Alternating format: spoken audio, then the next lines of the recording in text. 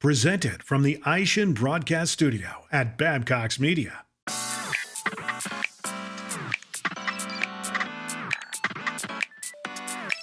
Hello and welcome again to Counterculture, presented by Counterman Magazine. I'm Jeff White, the managing editor at Counterman.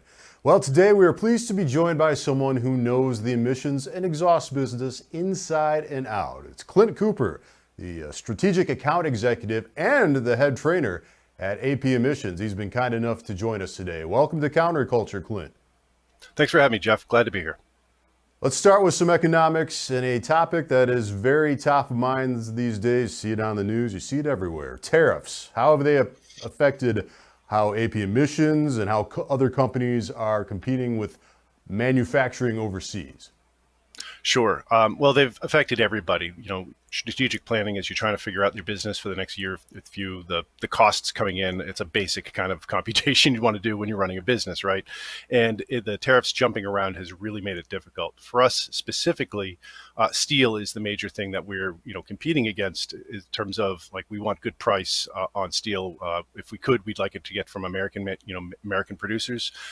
Traditionally, we do buy steel from overseas, so that's been tariffs have affected the acquisition cost for steel. When you look at American suppliers for steel, the tariffs gave them some breathing room, and they immediately, upped their prices with that breathing room. They gave them some leverage, and they took full advantage of it. Can't blame them; they're in business to make money, so why not?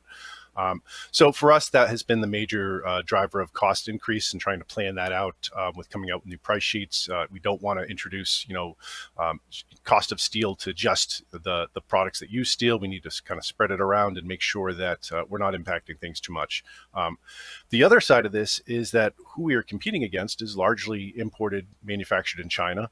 And there's, good quality there's really bad quality there. It's kind of all over the place and it's hard to know what's what. But for us, being able to compete against that stuff price-wise has been really pretty effective. So it has given us some ability to not worry so much about Chinese imports. Specifically, it seems like it's mostly Chinese imports taking a lion's share of our business.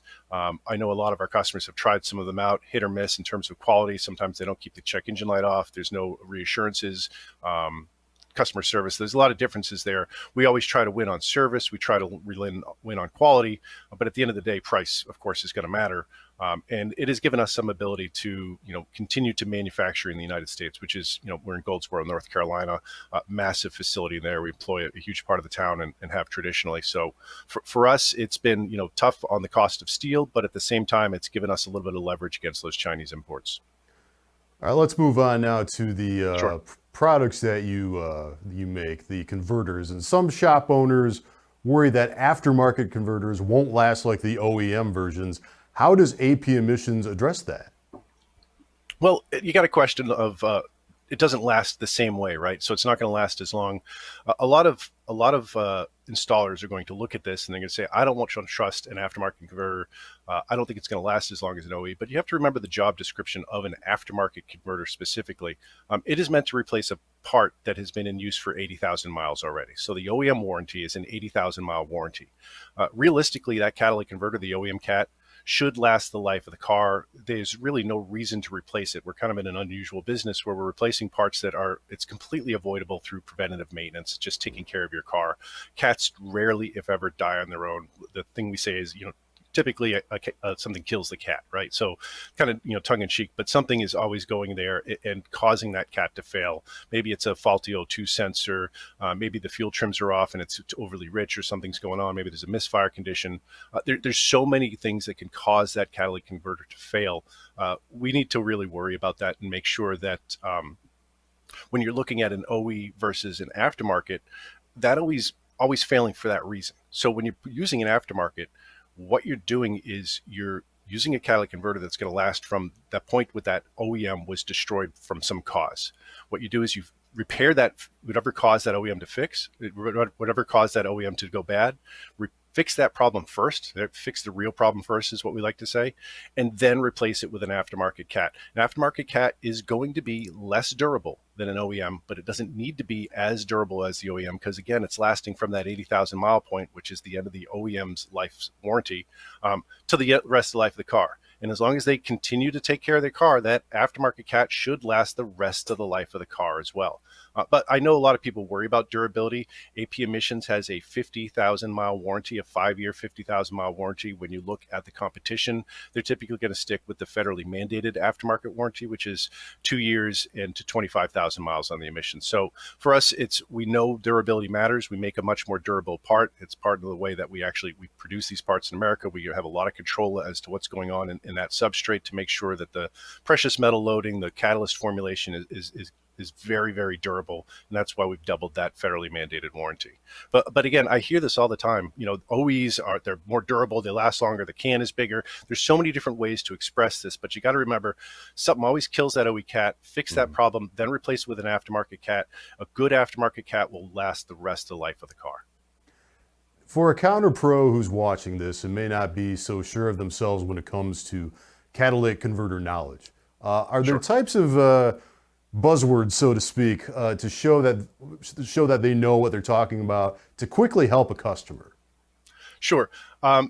One, direct fit versus universal. Those are the two major types of catalytic converters that you've got. The direct fit ones will then kind of go into a main body cat or what's called a manifold cat.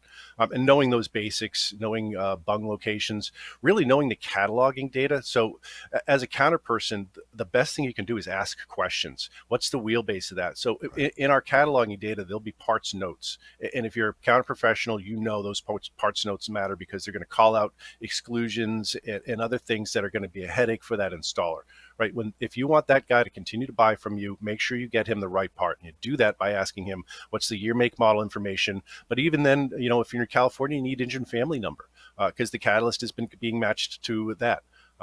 Other things that are going to come up is one of your customers might say, hey, I've got a California emissions car. Do I need a CARB part? And they're only going to need that CARB part if in their California, New York, Colorado, or Maine. That's when they need what's called a CARB certified part, and that's been basically exempt to be allowed to be sold in those states. If you look at a federal emissions part, we make those for California emissions vehicles as well as federal emissions vehicles, and it'll call that out in the parts notes. So the catalyst loading has been developed for those California emissions cars, even though it's a federal emissions vehicle. So that's another question that the counter guys are going to probably get. And then the big thing you can ask is, why was the original cat failing, right? Because they're replacing this cat. You want them to fix whatever it was that caused that cat to fail in the first place. So if you put a little bug in the ear and say, oh, what killed the original cat? And they just say, cat's dead, 420 code. That doesn't mean that's what killed it. Right, that means okay, catalyst inefficiency code. It could even be a false catalyst inefficiency code if you ask the right kind of questions. And so we try to do as much as we can in terms of sharing knowledge with installers through our training and technical information as well as counter people. But the more that you can ask intelligent questions, right? Go on YouTube, check out our videos, inform yourself, get to know more than just these basic buzzwords that I've just mentioned, but really focus on understanding what that technician needs to go through the diagnosis. Our gatefold is a great example of some of the steps that goes through this. We went out recently with Shop Owner Magazine. But we're really looking to try to educate counter pros as well as installers as much as possible so that you guys can speak the same language. So that's a great question, I thought. Two-part question coming up here for you. Your slogan at AP Emissions is "We keep the light off." So Number one, what's the story behind that? Number two, what role does current catalytic converter technology play in keeping that light off? Because it's probably different than what it was 10 years ago. Right. Exactly. So where the slogan comes from is a funny story. If you go back to when Catco was created and AP was created, there were sister companies at one point in time. Catco was the one that was kind of doing the catalyst formulation, and AP was there was a symbiotic relationship there, right? But at the time, this was the early 1990s, and in mid 80s. Motel 6 had the slogan, "We keep the light on for you." And this thing was everywhere. Like anybody your age or mine remember this because it was Tom Bodetta, "We'll keep the light on for you." I mean, man, we heard that on the radio a bunch, right? And so that was like a bug in our ear. And when we were trying to think of like, what do we do? What's our product? We keep the light off, right? We keep that check engine light off. So that's where we said, oh, okay, everybody knows the slogan already. We'll do a play on the slogan. And it just kind of stuck because at the end of the day, when an installer puts a catalytic converter on, they're putting it on because the check engine light came on. and they're putting on ours because they know that we're going to keep that check engine light off. And that's the major thing that we want to remind our customers is we keep that check engine light off, right? And so the second part of this question, I've already forgotten what it was because I was so excited to talk about the first part. Part number two, how has the technology changed in keeping the light off? Yeah. How is it different from Yeah. today than what it was 10, 15 years ago? Yeah, an equally kind of interesting question. 20 years ago, I got started in this business. Well, actually, 30 years ago, I got started in this business collecting scrap converters. I was in high school at the time. I had a van, and I would go around and I'd give guys $5 a pop for these GM bead converters, and I could turn around and sell them for 10, 15 bucks a pop to a recycler.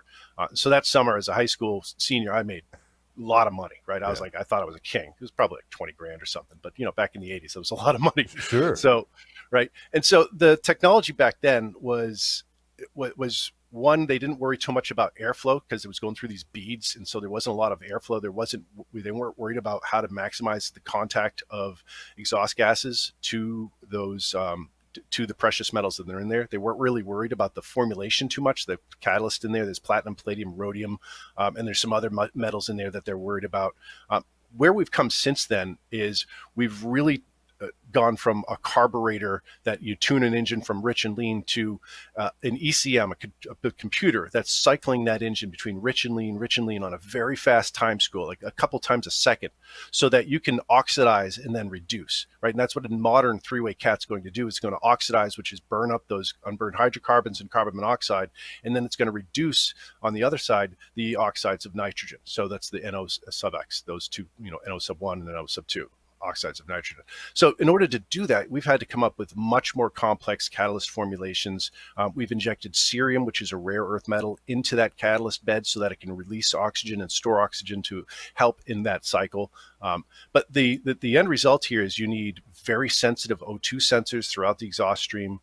You need an air fuel ratio monitor. That's, your mass airflow monitor has to be really dialed in. If that thing's dirty, the hot wire sensor, right, and that wire gets hot, the rate at which that wire cools down is then going to tell how much air is coming in. If you got a bunch of dirt on that wire, you're going to misreport the air coming in, which changes your air fuel ratio, which changes the feed gas to that catalytic converter. At the end of the day, that everything has to flow through the exhaust system, get to that catalytic converter, and it needs the right kind of feed gas to operate correctly.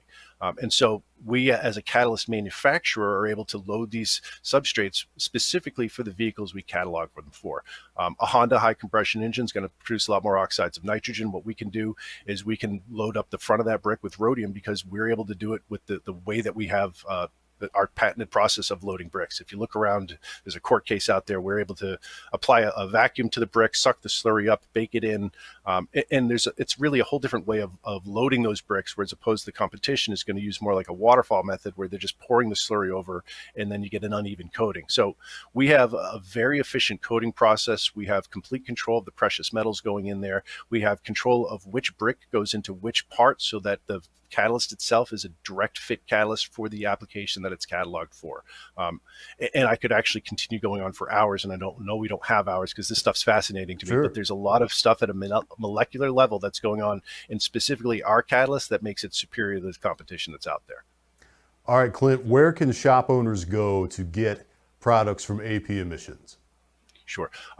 A lot of our distributors are out there. So if you've got a part if you got somebody that you're currently buying from, ask them if they have AP Emissions products available. They might have them available. Maybe it's just they're not stocking them. Maybe you're already buying it already from one of our private label customers. So if you look out there, there are some manufacturers that are clearly we're doing a private label for them. If you know what parts look like, take a picture of a number of guys out there. You're going to see. In terms of market share, to give you an idea, we're like 40% of the aftermarket cats that are sold in the United States. You're going to see us under some of our main brands like Catco, AP, Eastern, but also some of our more off brands like Merrimont, and then we've got our private label program, which is good 25% or more of our volume.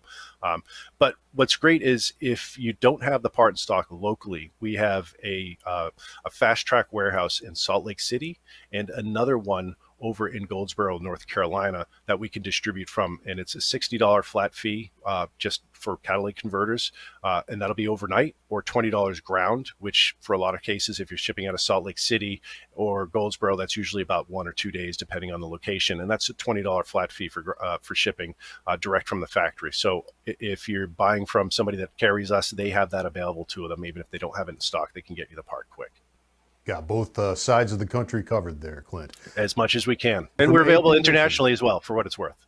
Internationally as well. Good point. Clint Yeah. Cooper from AP Emissions. It was a pleasure having you on board. Thanks for your time. Thanks. Great being here. Appreciate it.